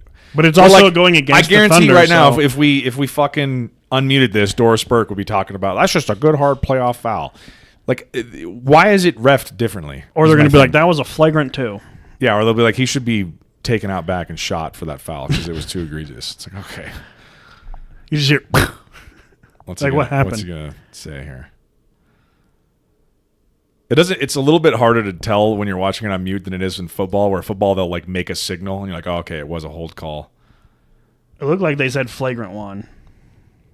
That does not look like a flagrant to me. I'm not a very good lip reader, but it sure looked like they said flagrant one. I think they just default to flagrant anytime someone's in the air like this and they get hit and it looks like it could be a hard fall. They're just like, oh, it must be a flagrant. It's like, relax. It just looked like a foul. If you call a flagrant for slapping someone's arms like that, like he falls to the ground on his own. He doesn't get pushed. Right. He never extends. He doesn't throw him down. Yeah, he didn't slaps push his him arms down hard. or try and tackle him. He even tries to hold him up here a little bit. Like, look, no, he just falls down and he's fine. Okay, so he's shooting his normal. Well, he's shooting just 2 free throws. If they called the flagrant, they should shoot the flagrant foul first. I hope they didn't call a flagrant because that just looks like a normal foul to me. For those listening, it's 110-102, now 103. With 2.5 minutes left. The Pacers are up, fourth. and there's 2.5 minutes to go in the game. Alex Caruso is the one who just got fouled. By the way, he's kind of been an unsung hero for the Thunder. He's been coming in and playing really clutch. I noticed that during the Nuggets series. That guy, when he has an open three, he fucking buries it. He's also the oldest guy on their team. Is he? Yeah. Caruso's been balling, man. Like, he's also real annoying, though, because he should have fouled out when guarding Jokic almost every time if they called actual fouls. You know who's the most annoying player on the court that I cannot fucking stand is Chet Holmgren. That guy drives me insane. The dude's a toothpick. He's a fucking... he's like 7 feet tall. How much do you think that guy weighs? I think he weighs at 220. I think that's what he's listed on the roster. Not a shot. That guy looks like he weighs like 190 pounds. He's 7'2". Fucking Chet Holmgren. I hate that guy. 7'1", 208. Okay, I was looking at the... He's 208 pounds and he's 7'1". Dude, that's so unhealthy. That's insane. Eat a fucking sandwich, Chet. Yeah, go get a fucking burger after the game, God. you fat fuck. I don't know. Just his game fucking bugs me. I mean, he's just like, he's talented. Don't get me wrong. But if I was playing against a guy like that. Oh, get blocked. Also, his name's Chet. That bugs me. Imagine being a 7'1" center and you got blocked twice. Nice. Did they even call a foul on that? Nope. Ball out. Look at him, fucking douchebag looking motherfucker. I hate that guy. If I was playing against him, I know for a fact if he was driving in on me, I'd foul the fuck out of him. No, you might break his arm, dude. Flagrant 6. Well, then that would warrant a flagrant foul if I broke his arm. Could you imagine? You go to like block a shot and you just hear. They might ban me from the NBA if that happens. You're like, what was that? He's like, boom, and it's just like hanging. You're like, oh. And you go watch the replay and you barely skim like the underneath of his arm. Tell him to drink some milk. What do you want me to do? I just came across his arm. Oh, he needs some milk. See, here we go. We're going to double. Oh, SJ, free throw merchant. See if he gets fouled. Oh, missed the jumper. No foul call. No clutch bone in his body. I don't know why they're pushing it so much. My guy Pascal. That worked. I don't know why they're pushing so much, though. Eastern Conference Finals MVP. Wasn't he from New Mexico State? Yeah, he played at New Mexico State. Dude, he won an NBA title with the Raptors, and here he is. He's got an opportunity to win one with the Pacers as well. He's having quite the career. He's a good player. He's good. So we really deviated from a finals discussion because we haven't talked about game 1 or 2 at all. Well, we're kind of narrating this a little bit here at the end. So we're making up for it. Thinking on like this matchup, the Thunder I think are the deepest team in the NBA. I was like the Pacers. It's going to go one of two ways. They're going to compete really hard, and they're a decently deep team themselves that they can, and young enough that they're like, we can play a lot of minutes, and they're going to stay with them. Or Oklahoma City's just going to run them fucking out the building every game because they're just way more talented. I'll give the Pacers a lot of credit. They're playing good team basketball. Yeah. They are playing a solid team game. That game, too, got away from them for sure. I think OKC was like, hey, we had a lead that whole game in game 1. We blew it at the end. Let's fucking tighten up, tighten the ship, and let's win game 2. We cannot go down 0-2, losing the first 2 games at home. And they were just completely in control of that game 2 the entire way. If the Pacers hold on to win this game, I expect the Thunder to come out and put a double-digit win down whenever they play Saturday or Sunday or next Friday. I was for gonna all say, I there's fucking always know. that's the thing that's really annoying. Man, Chet really did get blocked like 3 times on this one. Travels and then just throws the ball out of bounds. Fuck you, Chet. Yeah, Chet. God, you're like Brandon with Kirk Cousins. Dude, I'm like, why do you hate Kirk Cousins? He's like, because his fucking name's Kirk. And I'm like, he couldn't control that. Well, I think Brandon has also said he doesn't trust Kirk. Kirk seems like he's too nice, but he's got like dead bodies in his basement or something. He's like, no one that like nice. Hoarding children in his basement. Yeah, he's like, no one that nice is being for real. There's something wrong there. I'm like, well, you might have a point. I like Kirk Cousins, though. Well, you might have a point, but I don't think he's got dead bodies in his basement. You never know, though. I do think there is like a little bit to that. Like that is kind of the stereotype, right? Like if you watch those fucking like true ultra crime nice murder neighbor is always things. the one. Yeah, it's always like, oh, she was the nicest lady until we found out she'd been serially murdering people for 20 years. And you're like, what? She was a nice lady until they found 49 dead bodies in her backyard. Turns out she'd just been butchering people in her backyard for 20 years. And you guys didn't know any of it? She always smiled at work. She threw nice potlucks. She actually had some meat dishes that now that I think back on it kind of tasted weird. She made a mean queso dip. I'm not gonna lie. Killed a lot of people. Made good dip. She was also always nice to me. I'll always be team her. Oh, SVP. I like that guy. Did he ever play pro sports, or did he just get on a talk show? And No idea. He seems pretty tall, doesn't he? I think he is tall. Is he pretty tall? I think so. 6'6" or taller? I don't know. He seems like he's pretty tall. I don't know about 6'6", but I think he's tall. He's also. It's funny to me when imagine if he didn't wear glasses, like if he had contacts in all the time. He has no hair and no facial hair. Yeah, just a completely hairless white dome. I feel like you got to have a little bit of something. If you're bald, you got to try and grow a little bit of facial. But maybe he can't grow facial hair. Who knows? What's that? Is it alopecia, the one where you can't grow? Yeah, that's hair? what Will Smith's wife had. That's why he got so upset and slapped Chris Rock at the Oscars. Because keep my wife's name out your fucking mouth. Someone brought that up the other day, and I was like, that was an insane moment. I'm like, it's so fucking insane that on the night they literally gave him the Oscar for Best Actor like minutes beforehand. He walked up on stage, bitch slapped the fucking host of the show, and the Oscars were like, well, I mean, we still got to give him his award. It's like, what the fuck are we doing here? They're scrambling in the back trying to change the envelopes yeah, up. Yeah, they're like, is it too late to vote for someone else? Wow, what a weird moment. I thought it was a prank at first. Like so did I. When I first saw it online, I showed it to Taya, and I'm like, "Is this real? Is this like a skit they're doing?" And she's like, "I don't know. It looks kind of real." I'm like, "I can't tell if this is real or not." And then like Chris Rock didn't know how to react either. He was like, "It was what the fuck just happened?" I think it was the whole like everyone there was kind of like some people were laughing, and then they were like saw Chris Rock being like, "Yeah, I don't know what I'm supposed to do." Like, no one knew how to react. Everyone's like, "What just happened? Is this a skit? Is he being serious? Like, what the fuck's going on?" I just thought it was funny that I'm like, you're defending your cheating wife this hard. Well, that's a whole different discussion. I was going to say that's a different discussion. Taya doesn't like that. That's my opinion, but I explained to her that the reason he acts that way is because his wife has publicly like basically cuckolded him in front of the entire world, and that he's insanely jealous and insecure now. But anyway, that's for another discussion. It's just a shame that Will Smith ruined like what should have been the greatest night of his career and like the crowning achievement of his acting career by such an embarrassing thing to do. So embarrassing. On like the biggest stage possible, you know? Anyway, back to the finals game. It's 112-106 Pacers. There's 27 seconds left. This has been a pretty close game here. Dude, Rick Carlisle, by the way, hell of a coach. Don't know why the Mavericks ever got rid of him. Yeah, people were showing like what he did with the Mavericks and stuff, and like taking them. Did he win the finals with them, or did they just go to the finals while he was there? I don't think they won with him. They just went with him there. No, I think they at least made it to the finals. I think they while made he was it there, but they didn't. I don't think they won. I don't think he was the winner when Dirk won. Okay, I could be wrong though. Either way, he took a Mavericks franchise from like relative obscurity and brought them all the way to the finals, and then he's doing the same thing here with Indiana. And now the Mavericks they got lucky. I was going to say they traded Luka, the face of their franchise, away, and then they somehow won the NBA draft lottery to get Cooper Flagg. So it's like you're lucky because if you didn't, you just traded away your the franchise's face of future. your franchise. for Anthony Davis, who's always hurt. Okay, so he's trying to...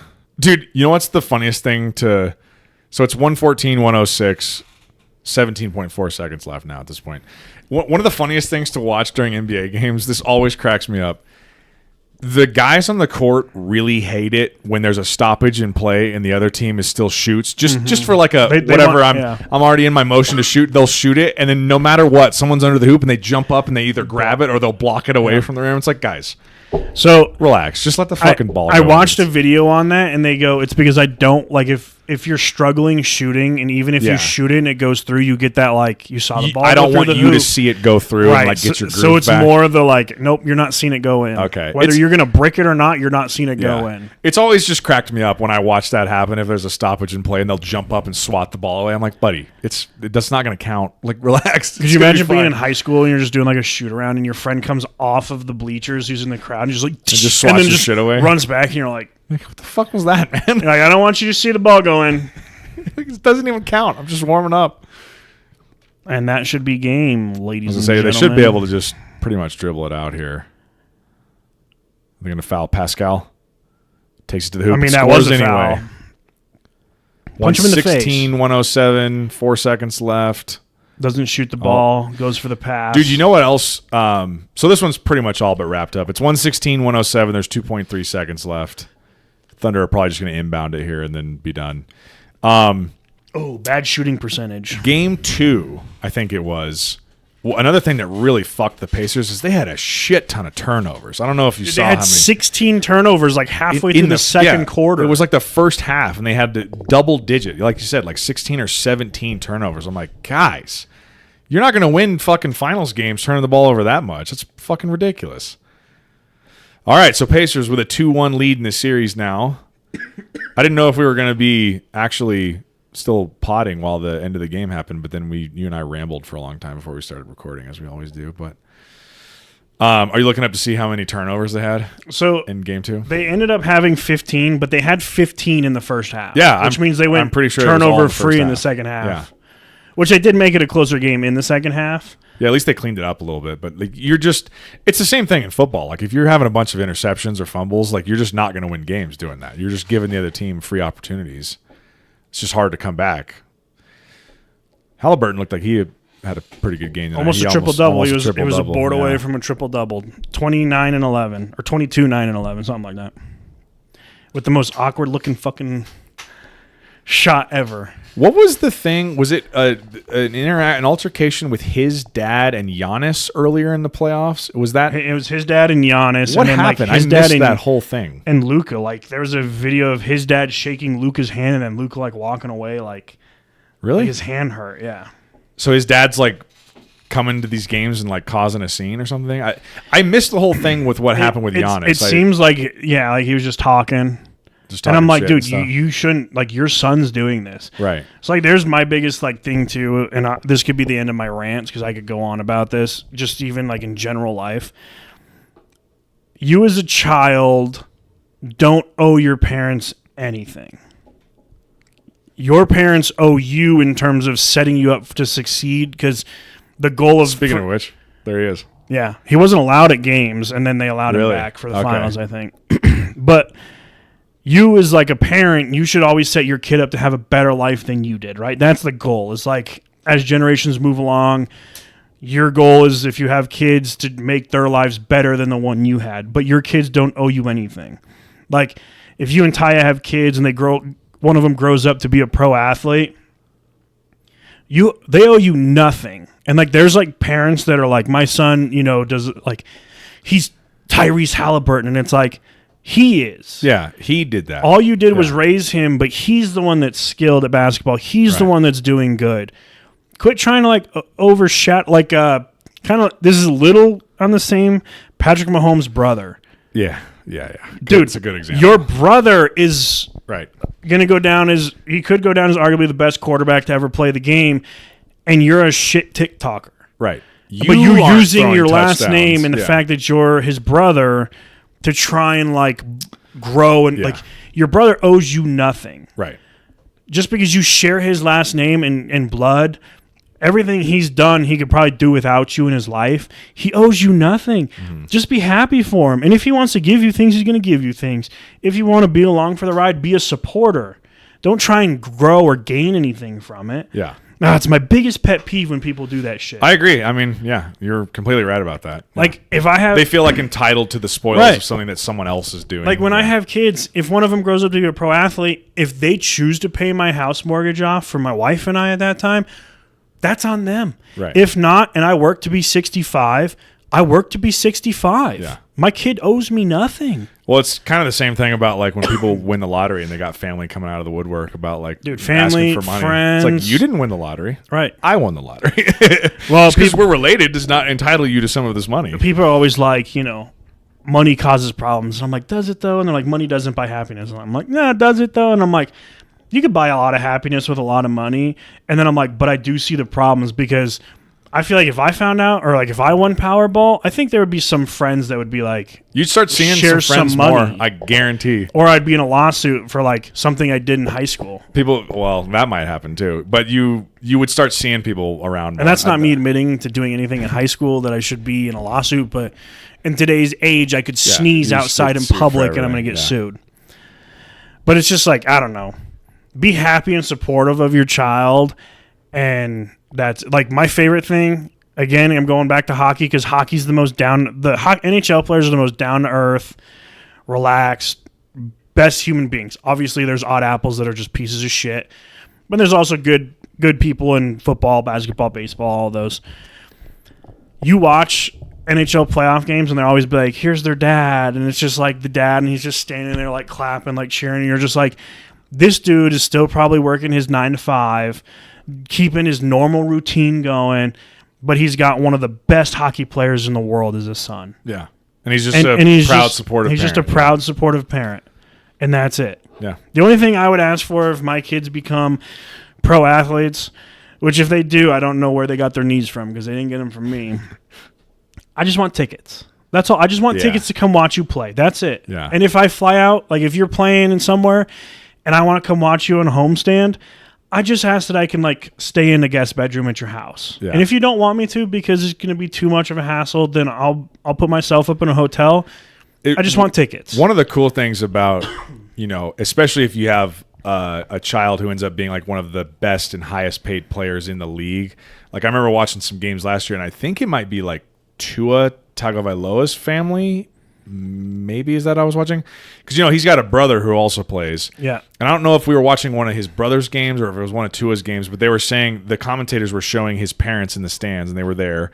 And they were talking about how because of the luxury of, Tua's one of the highest paid players in the league, he's got, tens of millions of dollars, preposterous amounts of money.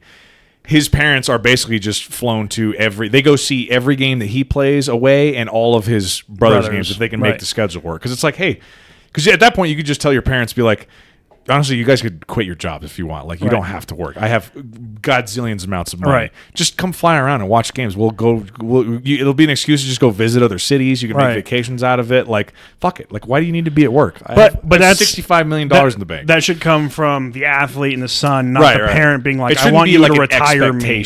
Right. Yeah. But it'd be like as a parent, I'd be like, I want to come watch you play, but if you don't want to help me, that's fine. I just am going to ask that you help me get a ticket. Yeah. And I'll figure everything else out from there. And then if your kid doesn't, you did something wrong if they don't want to help you at all, because most people, if they're like, yeah, I'm being paid $40 million a year, I can spend, a couple $100,000 to chauffeur you around. Yeah. I can spring for a couple of Southwest tickets to fucking Vegas or whatever. Yeah, I don't know. I just always think it's funny that like the Kachuk brothers, they're two of the best players in the league, and they show their dad, who was one of the best players to play in the NHL, and he's just. Yeah. He's like emotionless, and then like... It is funny when you see when the dads or the moms are ex-players, they're usually so fucking locked in. Like, they're not cheering. They're just like sitting there like all business, just fucking focused the whole time. Everyone around them's going nuts, and they're just like... because they're like picking apart, like, what does he need to do better?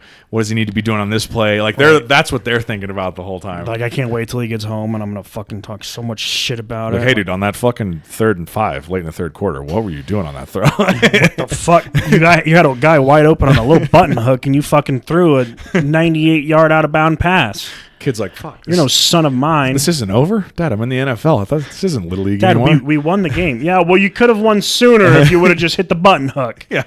He's like, all right, Dad, I don't. It's like those games that you would win when you were playing sports, but you didn't win by enough. Yeah. You know, when you were playing a team who was clearly You worse should than have you, been and your better. coach is bad, even though you won the game. Like Looney in high school, when I'm like, Looney, we went 7 for 7 on offensive possessions. What more did you want? Yeah, we can execute plays better. I get that.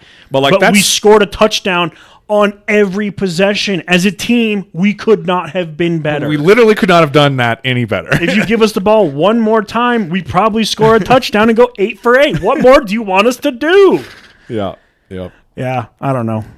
But that's a lot of ranting right there. That is a lot of ranting. This turned into a rant about a lot of sort of things podcast in addition there's always to the good the episodes. NBA Finals. But thank you, everybody, for tuning in. And remember, it was Zach that said he doesn't like women commentating or being involved in anything sports related. Yeah, I think just to set the record straight, earlier in the podcast, you guys can go back and check the tape. All right, we'll Matt talk to you guys. was very This clear is a that fun no episode. women should ever be commentators in any sports or be involved in sports journalism in any way, and that's False. his stance. It's a false flag.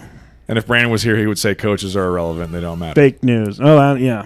That part's true. He will say that, but it's He'll double down on that. That's his. so. I think I always bring up to him, and I'm like, "Well, you're a coach, so you don't matter then. So Yeah. you are an expendable asset to the athlete, right?" And he goes, "Well, there's different." And I'm like, "No. If one coach isn't good, you're not good either." Yep. And see, that's when the argument stops. But yeah, thanks everyone for tuning in. I think we're gonna try and probably plan doing one of those. I think the hypothetical episode would be a fun one to get together on a weekend and drink and maybe have 3 or 4 people and Yeah. do one of those, because I do think 100 men beat a gorilla. And I think that would be a spirited discussion, because I came home the other night and I told Taya about that, and she was like, "What the fuck?" I'm like, "Yeah, Matt's out of his mind. no 100 men. The one beating a gorilla is going to smoke all those humans." Anyway, we'll save that for a different episode. But that's the kind of episode Yeah. that we want to have. Yeah. We want to have the fun, open debates and discussions on those. yeah, So we're going to try and plan that sooner than later. Probably for a weekend. That one might not be live streamed, though, depending where we want to do it, but yeah. we'll figure it out. But anyway, I know I think I maybe mentioned this last time, but we've been doing kind of a bad job of promoting all the socials and stuff. But we're out there on Instagram. We're on YouTube, obviously, with these live streams. Facebook. Probably the Podbean page is the best place to go access all the info, or the Facebook page, because it's got like the email if you want to write us in an email about, stuff that you would like to hear us talk about, or opinions of things you'd like to let Matt know that he's being misogynistic when he's saying that women aren't allowed in sports broadcasting. Let's just be things clear, like that. too. For the record, you decided to expand and really go on a rant about it.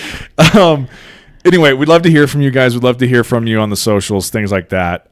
So yeah, the Podbean page, Facebook, it's got the email information on there. But we're out there on all the fucking podcast streaming platforms, YouTube, all that good stuff. So we'd love to hear from you guys. Because what I would like to do eventually too is, if we get like listener submitted emails, is do like kind of a mailbag episode and read emails and make a whole episode about that. So, but We got to grow we this have to get channel pretty listeners big then. to do that first. So this is my call to action to all you legions of Just Browsin listeners.